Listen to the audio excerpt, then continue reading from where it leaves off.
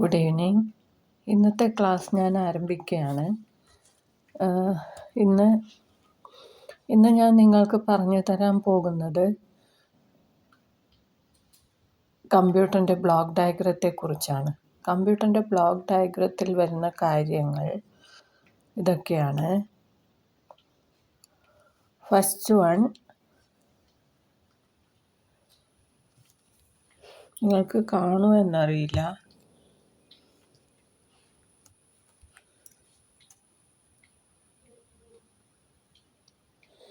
Block diagram ഇങ്ങനെയാണ്. ഈ block ഡയഗ്രത്തിൽ വരുന്ന കാര്യങ്ങൾ, ഫസ്റ്റ് വൺ CPU, കമ്പ്യൂട്ടറിൻ്റെ brain of the computer. Next one വരുന്നത് മെമ്മറി, പിന്നെ ഇൻപുട്ട് യൂണിറ്റ്, ഔട്ട്പുട്ട് യൂണിറ്റ്. ഇത്രയാണ് കമ്പ്യൂട്ടറിൻ്റെ ബ്ലോക്ക് ഡയഗ്രത്തിൽ വരുന്ന കാര്യങ്ങൾ. ഫസ്റ്റ് വൺ എന്ന് പറയുന്നത് CPU ആണ്, സെൻട്രൽ പ്രോസസ്സിംഗ് യൂണിറ്റ്. CPUവിൻ്റെ full form central processing unit. Central processing യൂണിറ്റിന് 2 ഭാഗങ്ങളുണ്ട്. ഒന്ന് ALU, 2 CU. ALU എന്ന് പറഞ്ഞാൽ arithmetic and logic unit. CU എന്ന് പറഞ്ഞാൽ control unit. Arithmetic logic unit എന്ന് പറഞ്ഞാൽ അരിത്തമാറ്റിക് ഓപ്പറേഷനും ലോജിക്കൽ ഓപ്പറേഷനും ഒക്കെ ചെയ്യാൻ പറ്റുന്ന ഒരു ഭാഗം. അരിത്തമാറ്റിക് ഓപ്പറേഷൻ എന്ന് പറഞ്ഞാൽ അറിയാമല്ലോ എല്ലാവർക്കും. അതിൽ വരുന്നത് അഡീഷൻ, സബ്ട്രാക്ഷൻ, മൾട്ടിപ്ലിക്കേഷൻ, ഡിവിഷൻ. ഇത്രയാണ് അരിത്തമാറ്റിക് ഓപ്പറേഷൻ. ലോജിക്കൽ ഓപ്പറേഷൻ എന്ന് പറഞ്ഞാൽ equal to, less than, greater than, not equal to, അങ്ങനെയുള്ള കാര്യങ്ങളൊക്കെ ലോജിക്കൽ ഓപ്പറേഷൻ, അതായത് യെസ് ഓർ നോ ആൻസർ കിട്ടുന്ന ഓപ്പറേഷൻസ്. അപ്പോൾ അരിത്തമാറ്റിക് ലോജിക് ഓപ്പറേഷനാണ് ഇതുപോലുള്ള ഓപ്പറേഷൻസൊക്കെ സെൻട്രൽ പ്രോസസ്സിംഗ് യൂണിറ്റിനുള്ളിൽ വെച്ച് ചെയ്യുന്നത്. CU എന്ന് പറഞ്ഞാൽ കൺട്രോൾ യൂണിറ്റ്. അതായത് ഈ സെൻട്രൽ പ്രോസസ്സിംഗ് യൂണിറ്റിൻ്റെ മുഴുവൻ പ്രവർത്തനങ്ങളും കൺട്രോൾ ചെയ്യുന്നത് കൺട്രോൾ യൂണിറ്റാണ്. കൺട്രോൾ യൂണിറ്റ് എന്ന് പറഞ്ഞാൽ അതിന് വേണ്ടുന്ന, അതായത് ഇപ്പം CPU, ALU എന്തെങ്കിലും വർക്ക് ചെയ്തുകൊണ്ടിരിക്കുകയാണെങ്കിൽ പെട്ടെന്ന് ഇൻപുട്ട് യൂണിറ്റിൽ നിന്ന് എന്തെങ്കിലും ഒരു ഡാറ്റ വന്ന സമയത്ത് അതിനെ അതിനെ മെമ്മറിയിൽ കൊണ്ടുപോയി സ്റ്റോർ ചെയ്ത്, പിന്നെ ALU ഫ്രീ ആവുമ്പോൾ മെമ്മറിയിൽ നിന്ന് എടുത്ത് ALUവിന് കൊടുക്കുന്ന പ്രോസസ്സ്, അതായത് കൺട്രോൾ ഓപ്പറേഷൻസ് മുഴുവൻ ചെയ്യുന്നത് കൺട്രോൾ യൂണിറ്റാണ്. അപ്പോൾ കൺട്രോളിങ് ഓപ്പറേഷനാണ് കൺട്രോൾ യൂണിറ്റിൻ്റെ പ്രവർത്തനം. അങ്ങനെ ഓരോ പ്രവർത്തനങ്ങളും ചെയ്യുന്നുണ്ട്. അതുപോലെ ഇൻപുട്ട് യൂണിറ്റ് ഫ്രീ അല്ലാത്ത സമയത്ത്, ഔട്ട്പുട്ട് യൂണിറ്റ് ഫ്രീ അല്ലാത്ത സമയത്താണ് ഒരു റിസൾട്ട് വരുന്നതെങ്കിൽ ഔട്ട്പുട്ട് യൂണിറ്റ് ഫ്രീ ആവുന്നത് വരെ അതിനെ അവിടെ തടഞ്ഞു നിർത്തി, എന്നിട്ട് ഔട്ട്പുട്ട് യൂണിറ്റ് ഫ്രീ ആവുമ്പോൾ മെമ്മറിയിൽ കൊണ്ടുപോയി സ്റ്റോർ ചെയ്ത ഡാറ്റ എടുത്ത് ഔട്ട്പുട്ട് യൂണിറ്റിന് കൊടുത്ത്, അതുപോലുള്ള കൺട്രോൾ ഓപ്പറേഷൻസ് മുഴുവൻ ചെയ്യുന്നത് കൺട്രോൾ യൂണിറ്റാണ്. അപ്പോൾ മെമ്മറി എന്ന് പറഞ്ഞാൽ നമുക്കിപ്പോൾ വാക്കുകൾ നമ്മൾ ഉപയോഗിക്കുന്ന ഒരു വാക്കാണ് സാധാരണയായിട്ട്. സെൻട്രൽ പ്രോസസ്സിംഗ് യൂണിറ്റ് പോലെയല്ല മെമ്മറി എന്നുള്ള വാക്ക്. അതായത് നമ്മളെ മെമ്മറിയിലില്ലാത്ത കാര്യങ്ങളാണ് അതൊക്കെ എന്നൊക്കെ പറഞ്ഞിട്ട് നമ്മൾ പറയുന്നില്ല. അതായത് നമ്മുടെ ഓർമ്മയിലുള്ള കാര്യങ്ങൾ. അതുപോലെ കമ്പ്യൂട്ടറിനുള്ള ഓർമ്മിച്ച് വെക്കാനുള്ള ഒരു ഭാഗമാണ് മെമ്മറി യൂണിറ്റ്. മെമ്മറി യൂണിറ്റ് എന്ന് പറഞ്ഞാൽ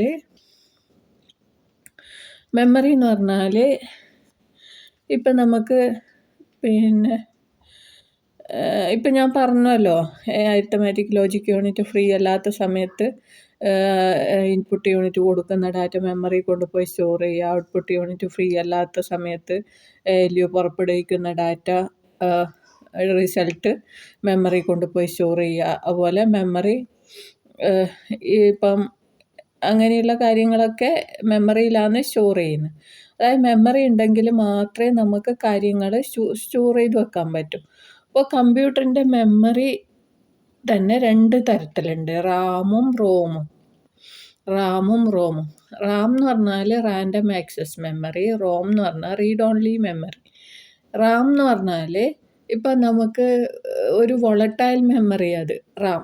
അതായത് ഇപ്പം നമ്മളിപ്പം ഇപ്പം ചെയ്തുകൊണ്ടിരിക്കുന്ന ഒരു കാര്യം കമ്പ്യൂട്ടർ ഓൺ ചെയ്തു. നമ്മൾ കീബോർഡ് വഴി കുറേ ഡാറ്റയെല്ലാം കയറ്റി എന്നിട്ട് അത് പ്രോസസ്സ് ചെയ്തുകൊണ്ടിരിക്കുന്ന സമയത്ത് പെട്ടെന്ന് പവർ പോയി, കറണ്ട് പോയി കഴിഞ്ഞാൽ പിന്നെ നമ്മൾ അത് എവിടെയും സേവ് ചെയ്യുകയോ സ്റ്റോർ ചെയ്ത് വെക്കുകയോ ചെയ്തിട്ടില്ലെങ്കിൽ ആ ഡാറ്റ നഷ്ടപ്പെടും. അപ്പോൾ അങ്ങനെയുള്ള ഒരു മെമ്മറിയാണ് വോളട്ടൈൽ മെമ്മറി അല്ലെങ്കിൽ റാം മെമ്മറി.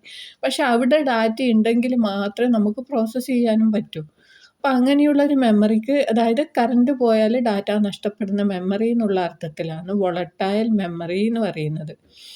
പിന്നെ റീഡ് ഓൺലി മെമ്മറി എന്ന് പറഞ്ഞാൽ റീഡ് ചെയ്യാൻ വേണ്ടി മാത്രമേ പറ്റൂ. പക്ഷേ നമുക്ക് അത് പിന്നെ എവിടെയും സേവ് ചെയ്ത് വെക്കാനോ അല്ലെങ്കിൽ അത് റീഡ്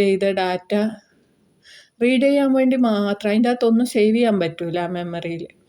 ഇപ്പോൾ റീഡ് ഓൺലി മെമ്മറി ഒരു ചിപ്പായിട്ടാണ് വരിക. ഞാൻ ഇന്നലെ പറഞ്ഞു തന്നില്ലേ ചിപ്പിനെക്കുറിച്ച്, IC ചിപ്പിനെക്കുറിച്ച്. അപ്പോൾ അങ്ങനെയുള്ള ചിപ്പായിട്ടാണ് റോം വരിക. അപ്പോൾ ആ റോമിൽ കൊണ്ടുപോയി സ്റ്റോർ ചെയ്ത് കഴിഞ്ഞാൽ ആവശ്യമുള്ള സമയത്ത് നമുക്കത് റിട്രീവ് ചെയ്യാം, അതൊന്ന് തിരിച്ചെടുക്കാം. അതായത് റീഡ് ഓൺലി മെമ്മറി എന്ന് പറഞ്ഞാൽ നോൺ വോളട്ടൈൽ മെമ്മറിയാണ്. അതായത് കറണ്ട് പോയാലും ഡാറ്റ നഷ്ടപ്പെടാത്ത മെമ്മറി. അപ്പം ഇങ്ങനെയുള്ള മെമ്മറീനെ കൊണ്ട് നമുക്കെന്താ കാര്യം എന്നുള്ളത് നമുക്ക് സംശയം ഉണ്ടാവും അല്ലേ. അതായത് നമുക്കിപ്പം പെട്ടെന്ന് നമ്മളിപ്പോൾ സിസ്റ്റം ഓഫാക്കി വീണ്ടും ഓൺ ചെയ്യുന്ന സമയത്ത് നമുക്കിങ്ങനെ നമ്മുടെ കമ്പ്യൂട്ടറിൻ്റെ input device, output device, memory അതുപോലുള്ള കാര്യങ്ങളെല്ലാം ഒന്ന് ടെസ്റ്റ് ചെയ്യണം. അപ്പോൾ ടെസ്റ്റ് ചെയ്യണമെങ്കിൽ നമുക്ക് അതിനൊരു പ്രോഗ്രാം വേണം. ആ പ്രോഗ്രാമെല്ലാം സ്റ്റോർ ചെയ്ത് വെച്ചിരിക്കുന്നത് റീഡ് ഓൺലി മെമ്മറിയാണ്, റോമിലാണ്.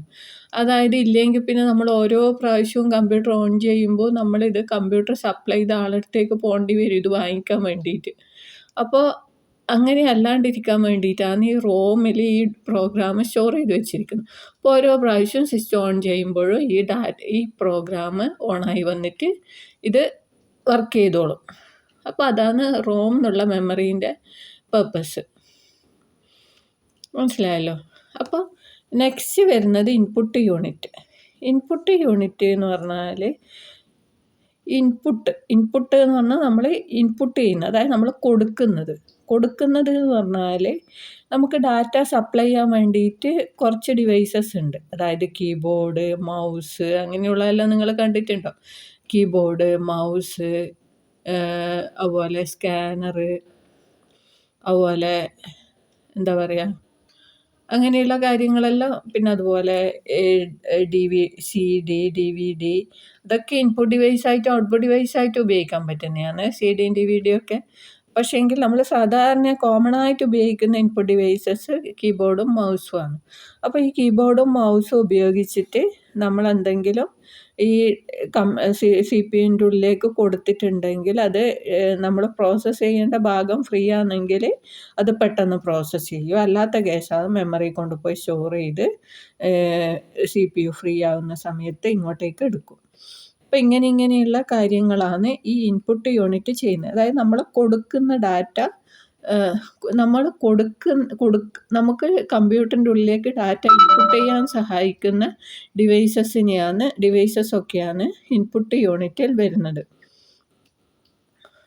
നെക്സ്റ്റ് വരുന്നത് ഔട്ട്പുട്ട് യൂണിറ്റ് എന്ന് പറഞ്ഞാൽ നമുക്ക് ഔട്ട്പുട്ട് കിട്ടാൻ വേണ്ടിയിട്ടുള്ളത്. ഔട്ട്പുട്ട് എന്ന് പറഞ്ഞാൽ എന്താ, നമുക്ക് അവൈലബിൾ ആയിട്ടുള്ള കാര്യങ്ങൾ, നമുക്ക് വായിക്കാൻ പറ്റുന്ന ഭാഷയിൽ നമുക്ക് കിട്ടുന്ന കാര്യങ്ങൾ. അതായത് നമുക്കിപ്പം കോമൺ ആയിട്ട് ഉപയോഗിക്കുന്ന ഔട്ട്പുട്ട് ഡിവൈസ് എന്ന് പറഞ്ഞാൽ ഒന്ന് മോണിറ്റർ അല്ലെങ്കിൽ കമ്പ്യൂട്ടർ സ്ക്രീൻ. ഇപ്പം ഈ മോണിറ്റർ അല്ലെങ്കിൽ കമ്പ്യൂട്ടർ സ്ക്രീൻ ഉപയോഗിച്ചിട്ട് നമ്മൾ ചെയ്ത പ്രോഗ്രാമിൻ്റെ റിസൾട്ട് കാണാം. അല്ലെങ്കിൽ നമുക്കിപ്പം പെട്ടെന്ന് എന്തെങ്കിലും കാൽക്കുലേഷൻ നടത്തി നോക്കണമെങ്കിൽ അത് കാണാം. അല്ലെങ്കിൽ അങ്ങനെയുള്ള കാര്യങ്ങളൊക്കെ. ഇപ്പം ആണെങ്കിൽ നമുക്ക് TV സ്ക്രീന് പോലെ സിനിമ കാണാനും അതുപോലെ എന്താ പറയുക, അതുപോലുള്ള പാട്ട് കേൾക്കാനും അങ്ങനെയുള്ള കാര്യങ്ങളൊക്കെ സ്ക്രീൻ ഉപയോഗിക്കാൻ പറ്റും. അപ്പോൾ അതൊക്കെ ഈ ഔട്ട്പുട്ട് എന്ന് പറയുന്ന മോണിറ്ററിൻ്റെ കാര്യങ്ങളാണ്. അതുപോലെ മോണിറ്റർ എന്ന് പറഞ്ഞാൽ സോഫ്റ്റ് കോപ്പിയാണ്. മോണിറ്ററിൽ വരുന്നത് സോഫ്റ്റ് കോപ്പിയാണ്. പിന്നെ നെക്സ്റ്റ് ഉള്ളത് പ്രിൻ്ററാണ്. പ്രിൻ്റർ എന്ന് പറഞ്ഞാൽ ഹാർഡ് കോപ്പി ഔട്ട്പുട്ട് തരുന്നതാണ്. അതായത് നമുക്ക് പേപ്പർ പ്രിൻ്റാണ് തരുന്നത്. നമുക്ക് കയ്യിൽ കൊണ്ട് നടക്കാൻ പറ്റും. നമ്മളിപ്പം സ്ക്രീനിൽ കാണുന്ന നമുക്ക് കയ്യിൽ കൊണ്ട് നടക്കാൻ പറ്റില്ല. പേപ്പറിൽ കിട്ടുന്ന പ്രിൻ്ററിലൂടെ പേപ്പറിൽ കിട്ടുന്ന റിസൾട്ട് നമുക്ക് കയ്യിൽ കൊണ്ട് നടക്കാൻ പറ്റും. അത് ഹാർഡാണ്. നമുക്ക് തൊട്ട് നോക്കാനും കാണാനും പറ്റുന്ന ഒരു ഹാർഡായിട്ടുള്ള ഒരു കോപ്പിയാണ്. അതുകൊണ്ട് അതിന് ഹാർഡ് കോപ്പി എന്ന് പറയും. മോണിറ്ററിൽ കാണുന്നതിനെ സോഫ്റ്റ് കോപ്പി എന്ന് പറയും. അപ്പോൾ മോണിറ്റർ, സ്ക്രീന്, CD, DVD അതുപോലുള്ള കാര്യങ്ങളൊക്കെ എന്താ ഔട്ട്പുട്ട് ഡിവൈസാണ്. അതുപോലെയുള്ള ഒരു ഔട്ട്പുട്ട് ഡിവൈസാണ് സ്പീക്കർ. സ്പീക്കറിലൂടെ നമുക്ക് സൗണ്ട് കേൾക്കാൻ പറ്റുമല്ലോ, പാട്ട് കേൾക്കാൻ പറ്റുമല്ലോ. അപ്പോൾ അതൊക്കെ ഔട്ട്പുട്ട് ഡിവൈസസ് ആണ്. അപ്പം നമ്മളിന്ന് പറഞ്ഞത് കമ്പ്യൂട്ടറിൻ്റെ ബ്ലോക്ക് ഡയഗ്രത്തിനെ കുറിച്ചാണ്. ഈ ബ്ലോക്ക് ഡയഗ്രത്തിൽ വരുന്നത് ഒന്ന് CPU, ഒന്ന് മെമ്മറി, ഒന്ന് ഇൻപുട്ട് യൂണിറ്റ്, ഒന്ന് ഔട്ട്പുട്ട് യൂണിറ്റ്. CPU എന്ന് പറഞ്ഞാൽ 2 ഭാഗമായിട്ട് ഡിവൈഡ് ചെയ്തിട്ടുണ്ട്. ALU and CU, arithmetic and logic unit and control unit.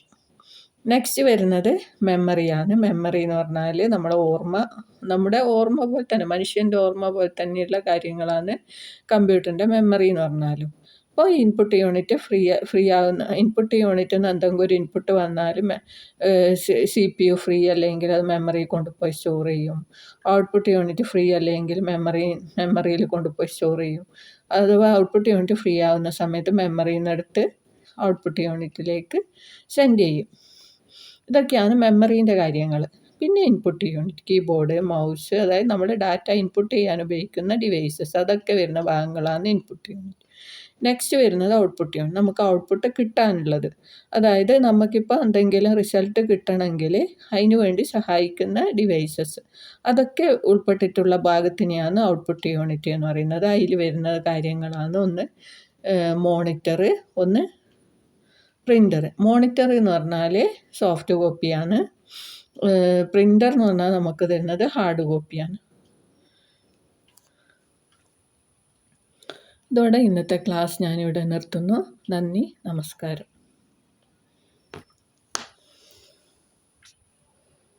Thank you.